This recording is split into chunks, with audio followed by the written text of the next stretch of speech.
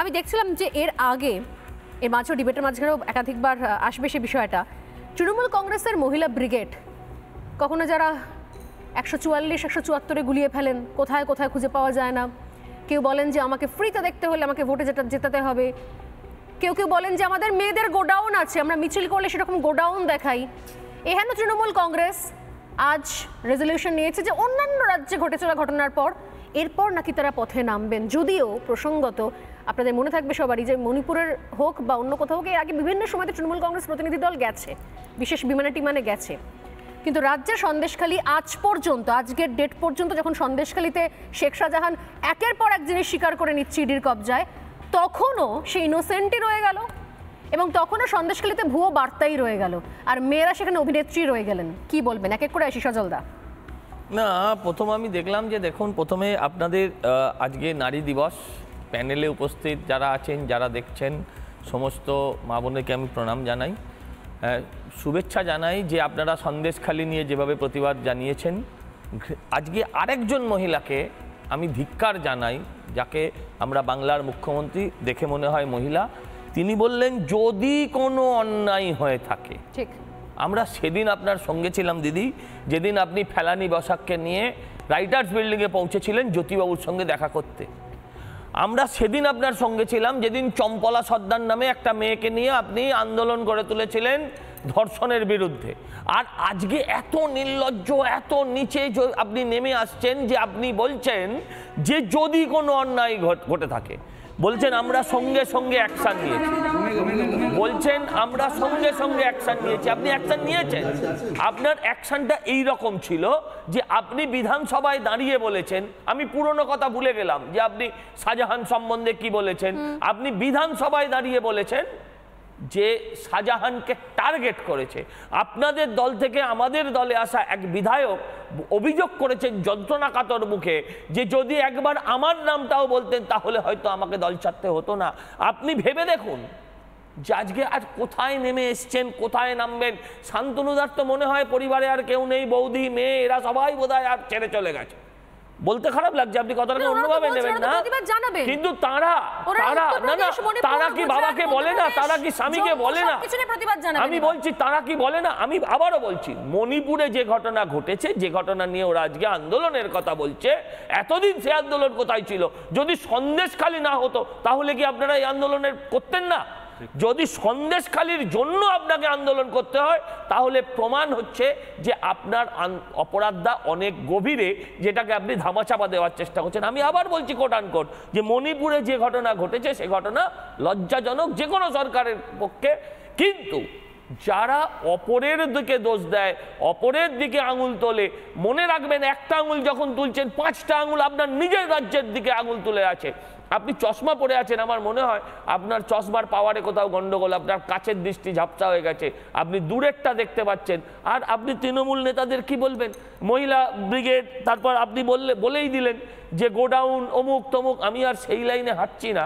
আমি ভাবি এদের একজন শিশু সমাজ কল্যাণ মন্ত্রী আছেন, তিনিও মহিলা, ডাক্তার নামের আছেন।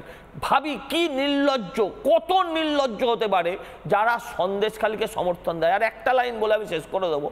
আমাকে একটা কথা বলো স্বর্ণালী, যদি প্রথম দিন শাহজাহানকে গ্রেপ্তার করতেন, আমি ধরে নিলাম যেদিন ইডিকে মেরেছেন সেদিন নয়, কিন্তু সন্দেশখালীর যে আসল অভিযোগগুলো যখন সামনে আসতে শুরু করেছিল সেদিন যদি আপনি গ্রেপ্তার করে নিতেন তাহলে আপনার ইমেজ বিল্ড আপ হতো কি হতো না? আপনাকে মানুষ ভরসা করত। এই মহিলারা যারা আজকে আপনার নামে অভিযোগ তুলছেন, আঙুল তুলছেন আপনার সরকারের বিরুদ্ধে, এরা আপনার পক্ষে ছিলেন বলেই 90% বুথে, হতে পারে সেটা গণতন্ত্রের পরিপন্থী, আপনারা বিনা নির্বাচনে জয়ী হতেন। এটা অত্যন্ত লজ্জার যে আপনি কাকের মাংস খায় না, আপনি নিজের দলের মানুষকে ছাড়েন না, তাও চিৎকার করে বেড়ান। এই জিনিস বাংলার মানুষ আর বেশি দিন শুনবে না। আমি দেখছিলাম যে এর আগে এর মাঝেও ডিবেটের মাঝখানেও একাধিকবার আসবে সে বিষয়টা। তৃণমূল কংগ্রেসের মহিলা ব্রিগেড কখনো যারা 144-174 গুলিয়ে ফেলেন, কোথায় কোথায় খুঁজে পাওয়া যায় না। কেউ বলেন যে আমাকে ফ্রিতে দেখতে হলে আমাকে ভোটে জেতাতে হবে। কেউ কেউ বলেন যে আমাদের মেয়েদের গোডাউন আছে, আমরা মিছিল করলে সেরকম গোডাউন দেখাই।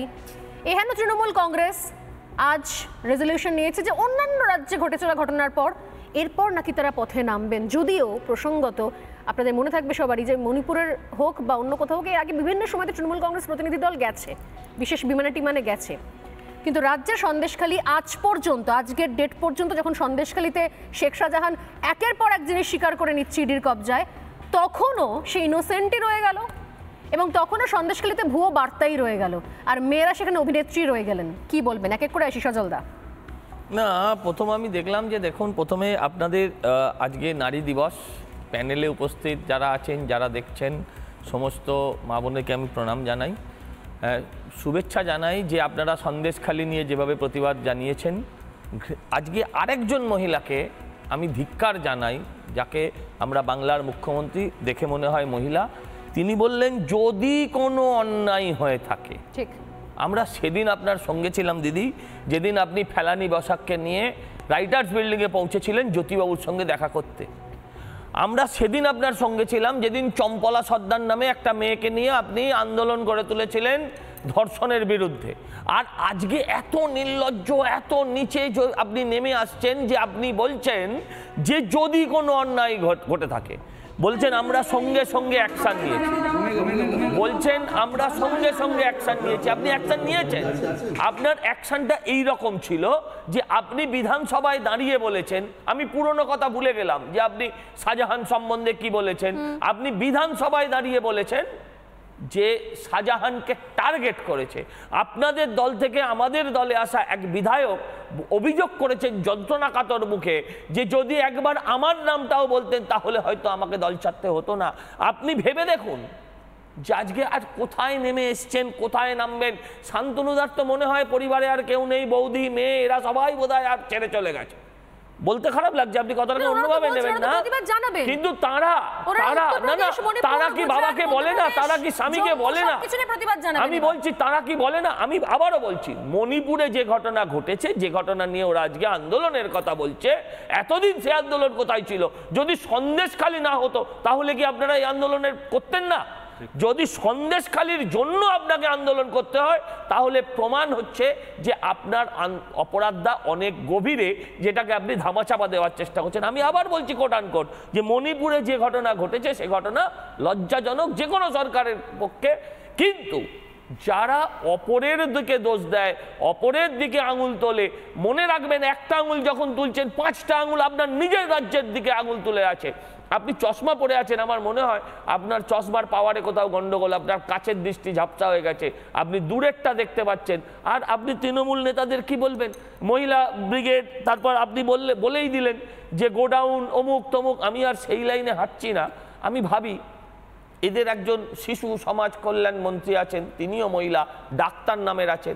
ভাবি কি নির্লজ্জ, কত নির্লজ্জ হতে পারে যারা সন্দেশখালীকে সমর্থন দেয়। আর একটা লাইন বলে আমি শেষ করে দেবো, আমাকে একটা কথা বলো স্বর্ণালী, যদি প্রথম দিন শাহজাহানকে গ্রেপ্তার করতেন, আমি ধরে নিলাম যেদিন ইডিকে মেরেছেন সেদিন নয়, কিন্তু সন্দেশখালীর যে আসল অভিযোগগুলো যখন সামনে আসতে শুরু করেছিল সেদিন যদি আপনি গ্রেপ্তার করে নিতেন তাহলে আপনার ইমেজ বিল্ড আপ হতো কি হতো না?